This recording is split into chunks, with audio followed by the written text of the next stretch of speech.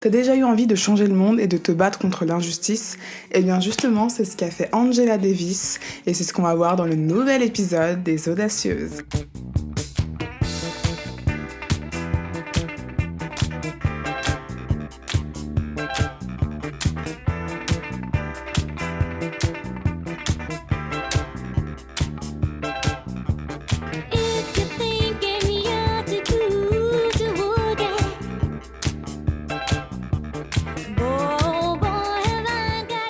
Bienvenue dans le 7e épisode des Audacieuses, moi c'est Delphine de la chaîne Les Acajou et aujourd'hui on va s'intéresser à Angela Davis, tout simplement parce que moi je me suis toujours intéressée à travers ce concept de vidéo à des femmes qui ont su changer le monde grâce à leur talent et à leur persévérance. Et Angela Davis, c'est tout simplement une grande intellectuelle afro-américaine. Elle a participé notamment au Black Panthers Party, mais également à l'amélioration des droits civiques pour les Noirs américains dans les années 60-70 et qui est toujours une grande activiste aujourd'hui, puisqu'elle est toujours vivante.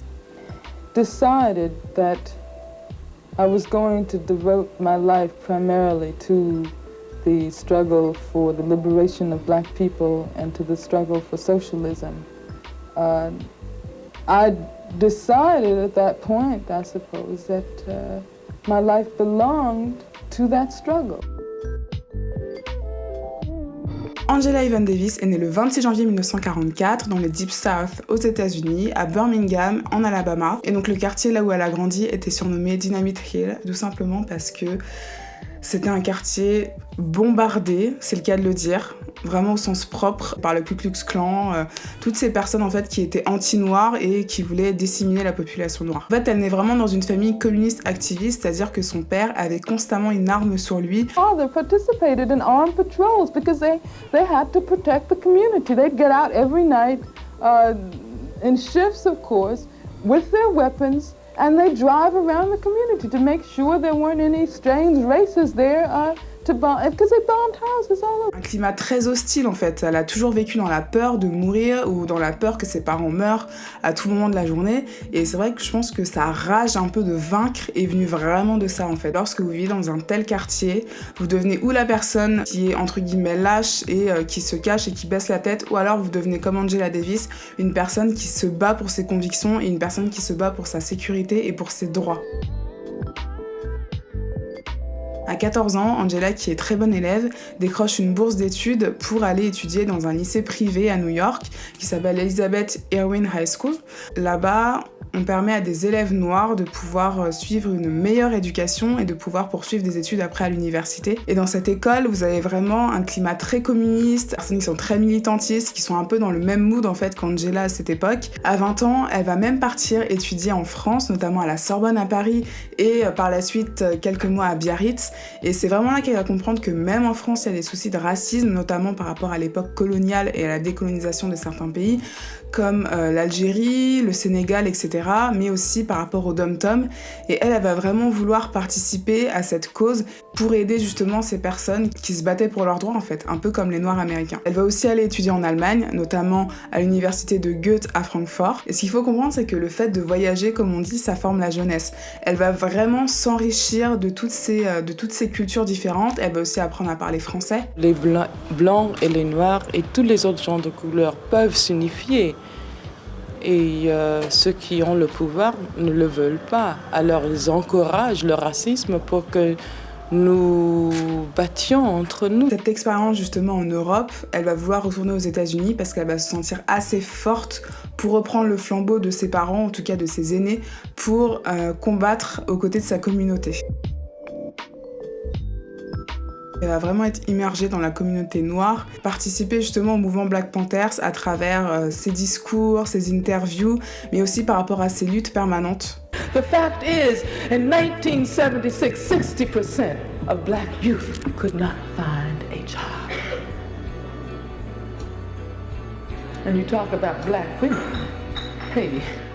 À la fin des années 60, début 70, il faut se remettre un petit peu dans le contexte. Martin Luther King et Malcolm X, deux grands acteurs phares de la cause pour les Noirs, ont été assassinés. Et c'est vrai que la communauté noire se sentait un petit peu perdue, abandonnée aussi, et sans défense surtout. Le parti Black Panthers a vraiment contribué à redonner de l'espoir, à redonner un petit peu de baume au cœur justement à la communauté noire, notamment en changeant de stratégie. Parce que lorsque vous étiez avec Martin Luther King et Malcolm X, vous étiez plus dans quelque chose de pacifiste, sauf qu'avec les Black Panthers, on va plutôt passer sur une stratégie offensive. Donc on n'aura pas peur de se battre. Les Black Panthers vont commencer à porter des armes, à vraiment créer des sortes de petits groupes.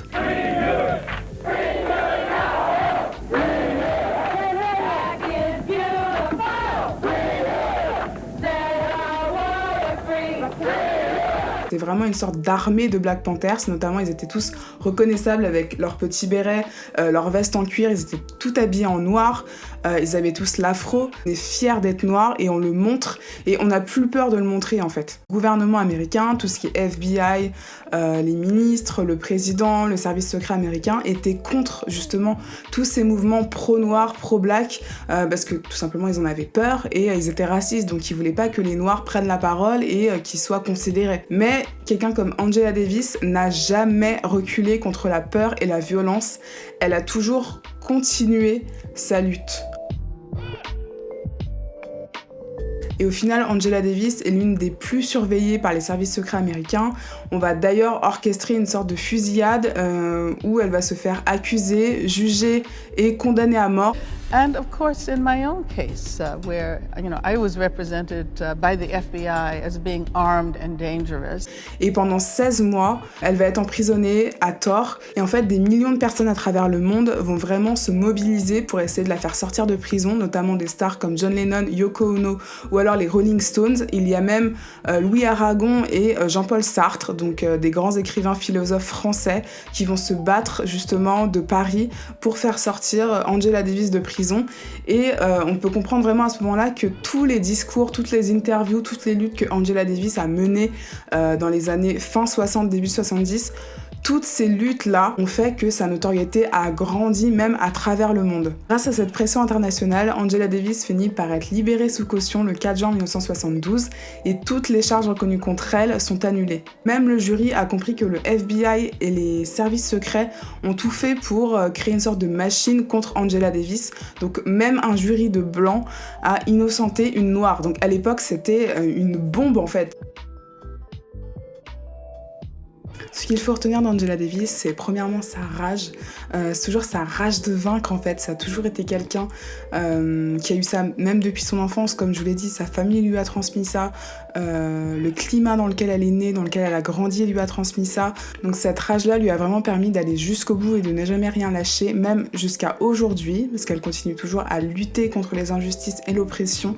Et voilà, ça c'est un truc qu'elle a vraiment dans les veines. En deux, son éducation.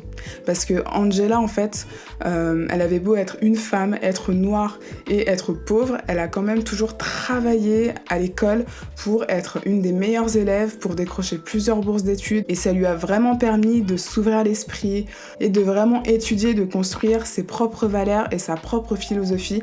Et je pense que c'est vraiment ça qui lui a permis d'être vraiment un leader charismatique et crédible, un mouvement social, un mouvement communautaire qui lutte pour ses droits est vraiment pris au sérieux et est crédible si ses leaders sont crédibles, donc si ses leaders sont éduqués, si ses leaders savent s'exprimer. En 3, c'est son charisme. Ce qu'on peut dire, c'est qu'entre sa rage et son éducation, ça a vraiment consolidé son charisme, notamment par rapport à ses discours, à ses nombreuses interviews qui ont fait qu'elle soit audible, même pour la communauté qui était contre les Noirs, donc notamment les Blancs, ou alors les communautés internationales, la presse internationale qui s'est vraiment intéressée à elle, à son personnage et à ce qu'elle avait à dire. Un vrai modèle pour les femmes noires, que ce soit pour Michelle Obama, pour une Beyoncé, pour une Oprah Winfrey, c'est vraiment un des premiers modèles de femmes noires qui a été un petit peu adoubé. Et en dernier, on peut pas parler d'Angela Davis et des Black Panthers sans parler de leur style. En tant qu'icône, c'est le fait qu'elle porte l'afro librement et sincèrement, le fait qu'elle soit un petit peu make-up free, donc le fait qu'elle ne porte jamais de maquillage, qu'elle soit vraiment au naturel. Parce qu'à l'époque, ce qu'il faut comprendre, c'est que moins vous étiez noir, mieux c'était d'être au naturel et de ne plus se défriser les cheveux. C'est vraiment devenu un style iconique et je pense que ça continue à inspirer beaucoup de monde aujourd'hui, beaucoup de noirs notamment. justement dans la mode. Et je pense que le caractère un petit peu make-up free, ça a vraiment inspiré des femmes comme Alicia Keys par exemple, qui refuse maintenant de se maquiller. Toutes ces personnes qui se sont battues pour nous, même si nous on est français et qu'on n'a pas vécu aux États-Unis, ces personnes-là ont vraiment contribué au fait qu'aujourd'hui on soit libre et qu'on soit libre de choisir notre vie, qu'on soit libre d'être considéré à la hauteur de chaque être humain. Si vous êtes vraiment intéressé par le mouvement Black Panther, c'est de vraiment comprendre comment les choses se sont faites. Je vais vous mettre un reportage que j'ai trouvé sur YouTube sur le mouvement justement. Et comme je le répète souvent, il faut bien connaître son passé pour bien comprendre son présent et pour faire les meilleurs choix dans l'avenir. Donc le fait de connaître Angela Davis et d'autres figures qui ont marqué l'histoire avant nous, je pense que ça peut être intéressant pour nous et pour notre façon d'évoluer. Donc c'est pour ça que n'oubliez pas de vous abonner à la chaîne si vous voulez d'autres parcours, d'autres histoires, d'autres portraits de femmes qui ont marqué l'histoire. Voilà, merci d'avoir regardé ce nouvel épisode des Audacieuses. J'espère que ça vous aura plu, j'espère que ça vous aura surtout inspiré. Si vous êtes actuellement dans une période difficile, prenez exemple sur Angela Davis, le fait qu'elle ait toujours continué à lutter, qu'elle n'ait jamais abandonné. Gardez cette force en vous, ne perdez pas foi en vous, restez vous-même, ça je le dis souvent. Et voilà. Allez, je vous dis à la semaine prochaine pour une nouvelle vidéo, à vendredi 17h. Et c'était Delphine de la chaîne Les Acajou. Salut! History should be usable history. It should not be abstract history. Use those histories to develop a sense of a trajectory toward a better future.